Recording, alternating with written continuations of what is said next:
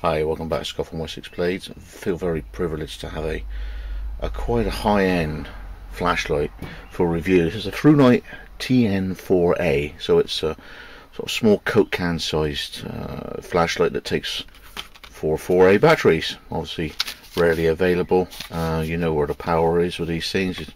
They're very reliable, and you can use NIMS and lithium-ion versions of those. So in terms of power source, you know where you are with it. So this is what you get in the package. Instruction leaflet, which we'll, as ever, ignore.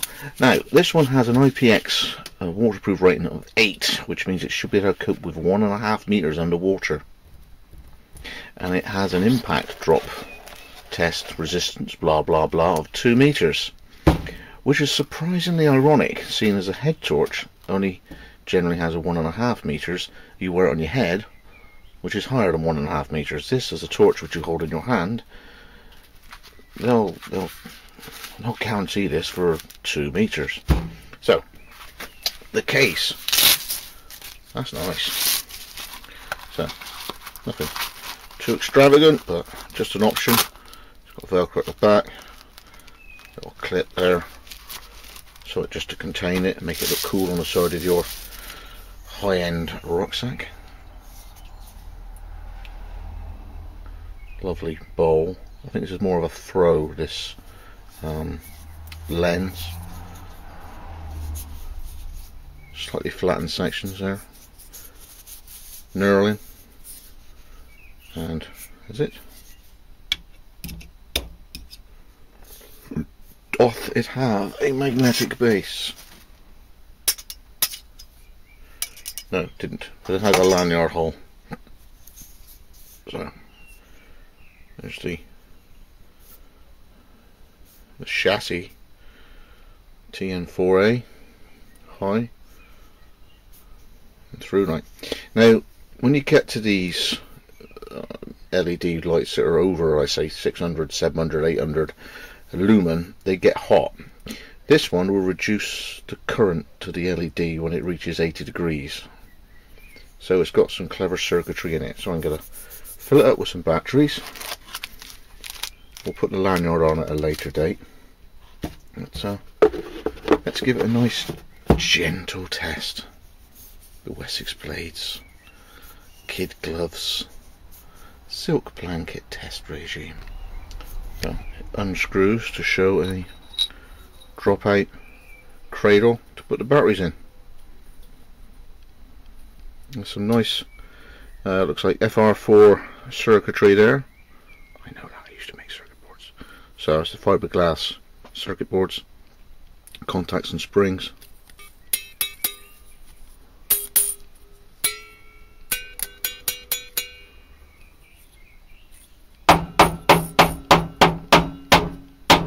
No messing about. Right, let's get these batteries in. See you in a bit.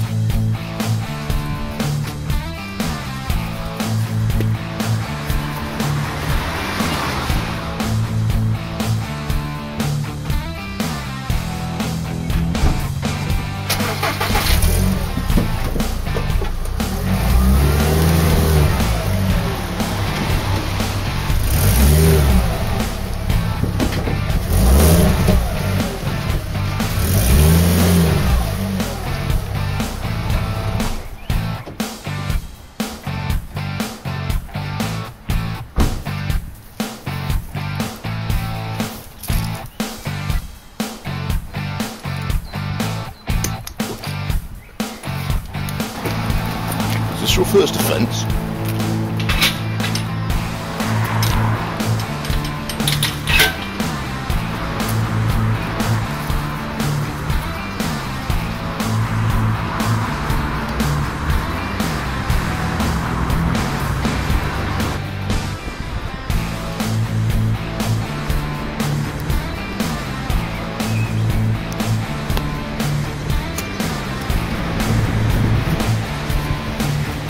You know you just got it.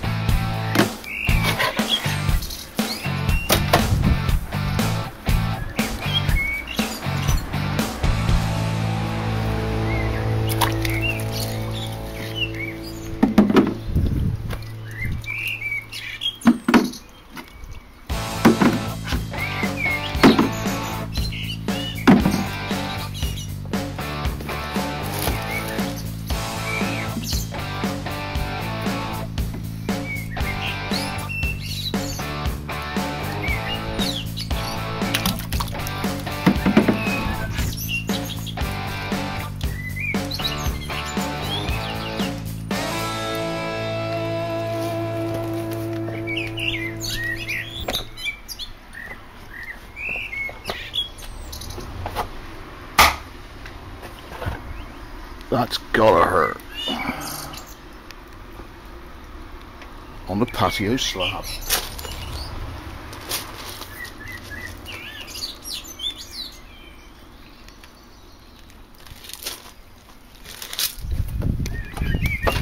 That was easily 3 meters in the air.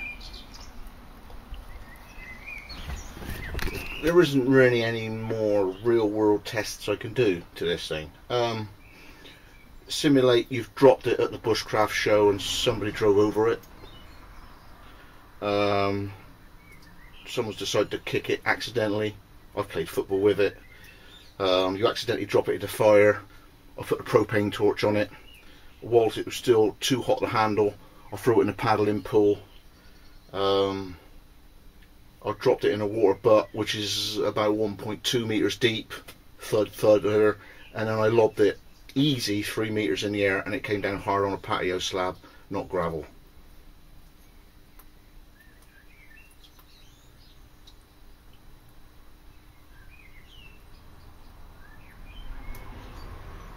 Okay, I mean, you know, people can go out at night and test it, and my camera's not that good enough to do night work, so I can do real world tests. It's took everything I took at it. It's took everything that I've thrown at it, and it still works. When you buy it, you'll end up with the little carry pouch. You'll have a little lanyard, and you have 2 spare O-rings as well. So, along with the instruction manual, which you can read at your leisure, I'm literally doing the tests that not many other people do. There'll be desktop reviews all over the place. There'll be people telling you the stats all over the place. I don't do that, because there's more of them and there's just a few people doing what I do. Whoops, sorry, dropped it.